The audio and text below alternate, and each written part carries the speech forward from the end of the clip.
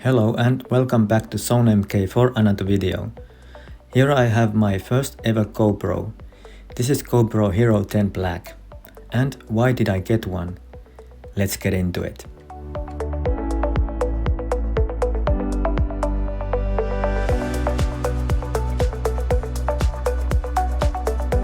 If you're like me and you haven't earlier owned a GoPro, this might be for you as I go through my findings. Now, GoPro is an action camera, but it can be also your second camera that records 4K video.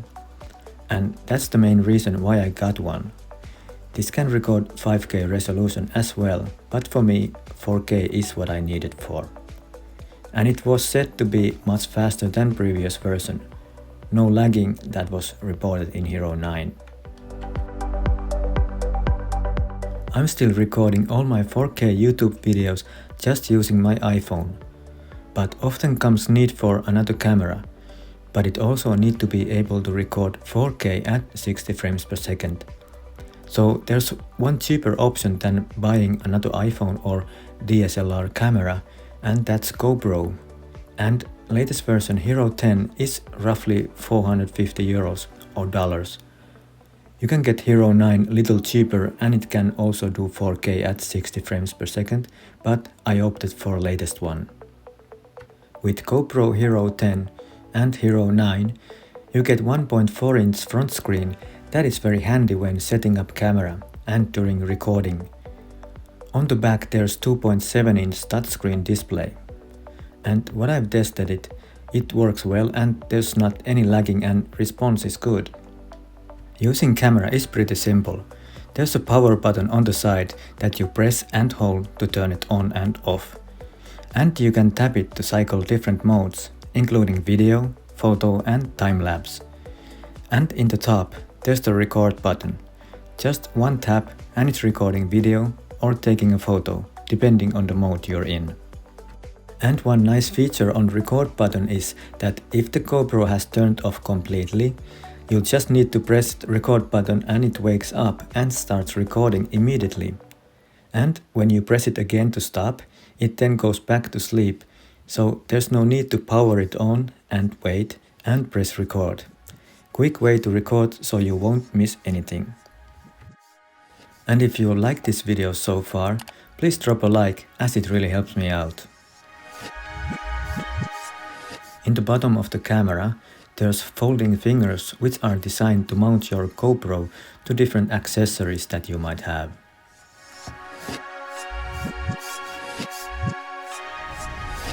With Hero 10, you get HyperSmooth 4.0 stabilization, which is developed version of Hero 9's HyperSmooth 3.0.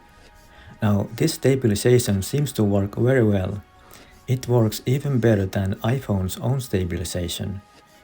Recently, I did a review of DJI OM5 gimbal that I use with my iPhone, which worked very well, and this is pretty close same quality what I get with combination of gimbal and iPhone. So I'm really surprised of HyperSmooth 4.0 quality, and this GoPro is great addition to my YouTube content creation toolbox, getting smooth video and great pictures as well.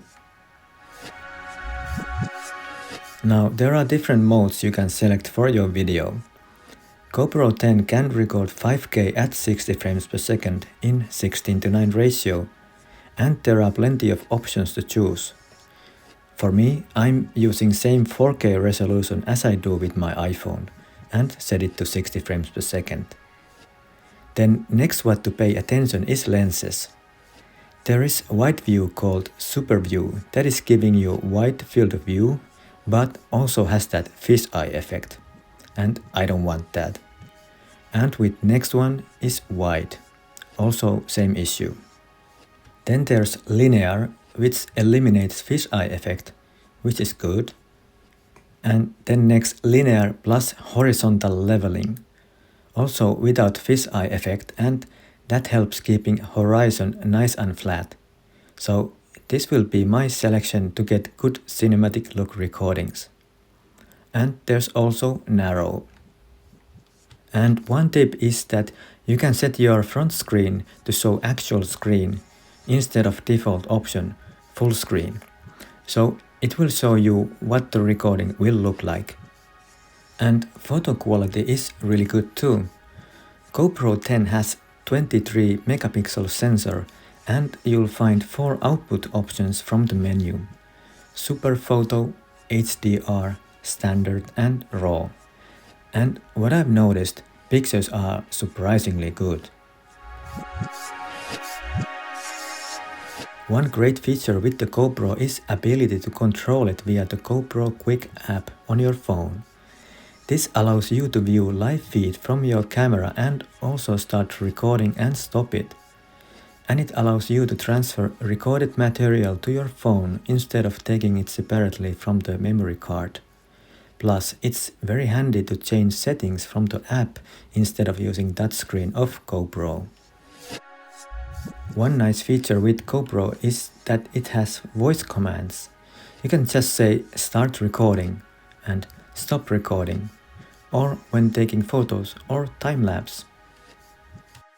Now, one thing to remember, if your GoPro doesn't come with a memory card, you'll need to get one before starting to use it. And as requirement is to record 4K at 60 frames per second or 5K, also memory card must be fast. So I opted to get U3 category micro SDXC card. Minimum size that I recommend is 256 GB. Battery life for GoPro hasn't been that good what I have heard earlier, and it does drain battery quite fast still in this 10 also. Of course it might be different depending on what settings and resolution you are using. But I'll consider ordering another battery and external charger unit as well. GoPros are designed for all kinds of activities and extreme sports.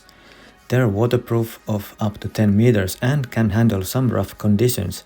And there is this lens protector. But if you happen to break or scratch the lens, good news is that it's removable and you can replace it with new one. I don't have comparison to earlier Hero 9, but I am satisfied of the quality on Hero 10. What I find important is to check settings and set them right as you want them to be.